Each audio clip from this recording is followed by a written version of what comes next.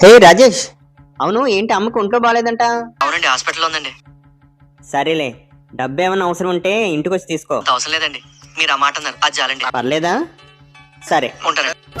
అయ్యా కృష్ణమూర్తి గారు, ఆ నమస్కారం అండి. నమస్తే. మీకోసం పార్టీ ఆఫీస్ దాకా వెళ్ళొచ్చానండి. ఏంటి పని? అమ్మకు ఒంట్లో బాగాలేదండి, చేతిలో చూస్తే డబ్బులు లేవు.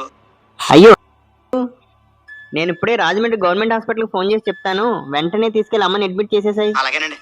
ఏమండి, ఇద్దరికీ ఒకటే సమస్య కదా.